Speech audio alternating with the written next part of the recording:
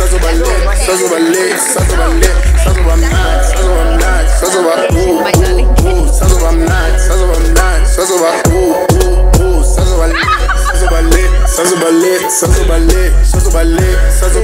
and welcome back. You're watching Trending SA right here on SABC3. We have a heck of a lot to get through in the next segment.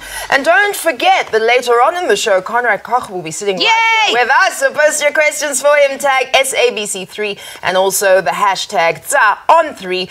We may ask your questions to him and just a missing. Okay, so Musa has got some social media posts for us. Over to you, man. Yeah. That's what we're doing. We like it when we receive your posts and all that kind of thing. So make sure that you send it our way. Hashtag #on3. Reading your tweets, starting off with the first. Alright, this one from Daniel G saying, when Steve Komphela's talking about my... Alright. Steve Komphela looks strangely a lot like you. Let's not do this, right? The next one from my real fair fro boy saying that this is the best show ever. Yes, Glasses up, everybody. Glasses up. There we go. That's all you have to do. Send us our way. And of course, we'll get them right here on the screen and get them read. Of course, moving on to today's hashtags. We're going to start things off, of course, with some news that you may or may not enjoy, because we may have a longer than long weekend. How? Is it a long weekend? Why is that? I'm just asking. Okay, He's 28. He doesn't know that he doesn't know the song. Oh, shame.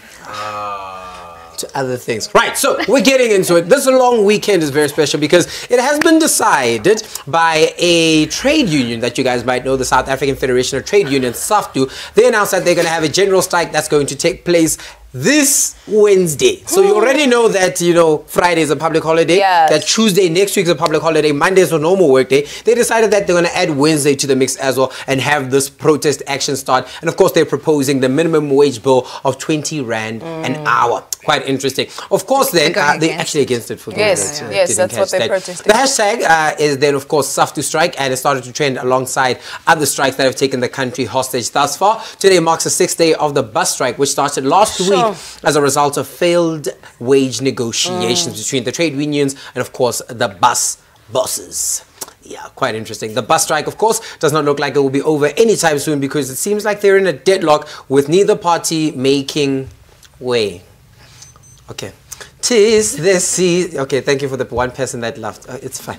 All right, the strike continues, and of course, they're happening everywhere. Moving on to the northwest as well. In Mahikeng, there's also strikes that are also affecting the labor departments, especially the Department of Health in that province. So let's hope all of this gets resolved and that the striking stops so that service can continue. And yeah, hopefully it will be mutually beneficial to all parties and that everyone agrees and they believe that this thing is working forward. Amandla. Right. Moving on to another story, talking about Michael Komape. That was the hashtag today. And of course, this hashtag has got to do with something that happened quite some while ago. This morning, of course, though, in the Polokwane High Court, 2 million Rand claim was dismissed by, this claim was set by Michael Komape's family after their son died early in 2014 after falling into a toilet pit. Very, very sad news that. And then, of course, Michael Komape was a grade R pupil at Mahlodumela Primary School in Chebeng village outside Polokwane when he drowned after falling into a pit toilet. Can I ask you a question? As a doctor, properly, what is the actual physical process when you drown? What is drowning? All right, so it may be a bit disturbing to hear if you're one of those sensitive people, but what the process is if you breathe in normally, in, out, it's air. Yeah. When you're drowning, whatever you're drowning in is what you are actually bringing into your lungs.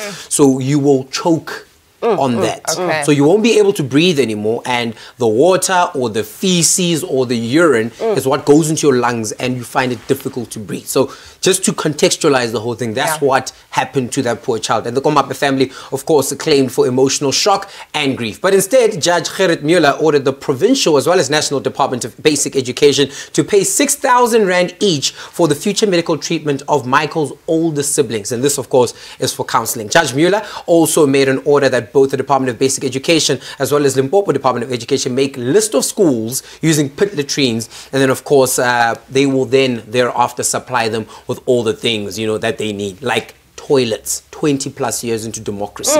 Very, very strange. And of course, Twitter was up in arms about this. Checking out some of the tweets.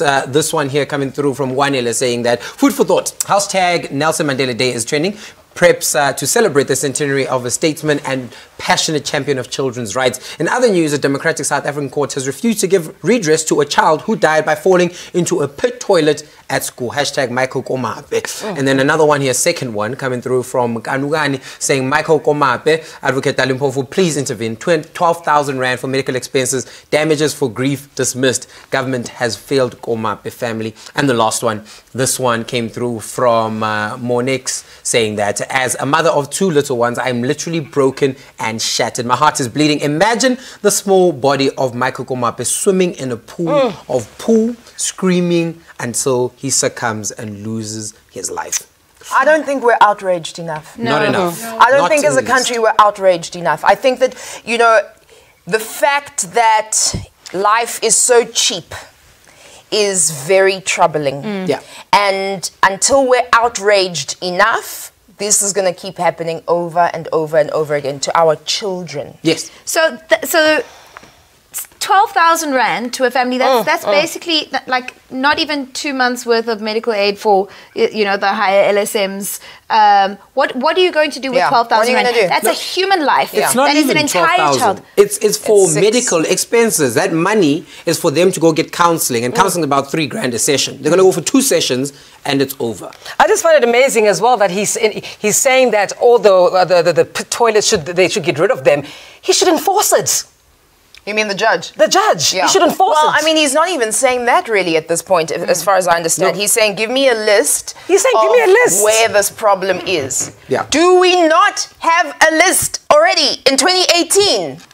It's We're not actually quite outraged disturbing. enough. And we're still waiting from the Department of Basic Education to give us that list of the national schools that are still using pit latrines. So it's actually going to be quite interesting to see how this works out. But let's fix it now. Another hashtag World Book Day, of course, was trending for most of the day today. And people hopped on the trend and, of course, shared the books that they feel that people should read and the books that they're reading themselves. Let's see what you guys are getting up to. This one here that came through from XO Nicole, saying that since it's World Book Day, here's 6 books you should have in your collection as a creative. The Misadventures of Awkward Black Girl. You Are a Bad Bum, I think. How to Stop Doubting Your Greatness and Start Living an Awesome Life. And That sounds like a Slay Queen's handbook. You're a bad bum. And the Year Bum of is Yes. bad. Checking out some more books that people thought that you should be reading. Joseph here thinking that what I need is Wusitin Begwayo's The Magna Carta of Exponentiality. There you go. I got it. And of course, this one here, The Curse of Dego. Hashtag World Book Day. And of course, celeb Maps Maponyane came onto the feeds as well, and he shared a picture of him reading to some children. Nice. They say don't judge a book by its cover, but for me, the cover of the book actually is one thing that's going to attract me to the book. Let's be honest. I'm going to look at it and be like, is this catchy? Is it not? Before I even decide to read the whole thing. And here are some examples of interesting books that you may maybe want to read someday if you're into reading covers before books. This one is called Games You Can Play With Your Pussy. That pause is unnecessary. No, man, it's about cats. No one said it wasn't. So, I mean, you can see the cat there. I don't know what you guys are talking about. Right? Moving on to another book. Guys. This one here is The Missionary Position. How? It's about church. How, guys? Come on. It's about, I mean, it's Mother Teresa. Come on, guys, just look Cats at the in image. church. The expression. Cats in the church. Don't be nerdy. Sorry. Don't be nerdy, girls. I apologize. Cats And then out another the one here church. coming through from, this one is a book by Catherine McKinnon saying that are women human? And other international dialogues. And then, of course, the last one of an interesting cover that you can check out is Pooh Gets Stuck. And this is a children's book. Well, No, they're talking about cats. Are they talking about cats? what books are you currently reading, ladies? I'm currently reading, I read lots of books at the same time. So I'm currently reading Malebu's Misbehave, trying to get to the end of that.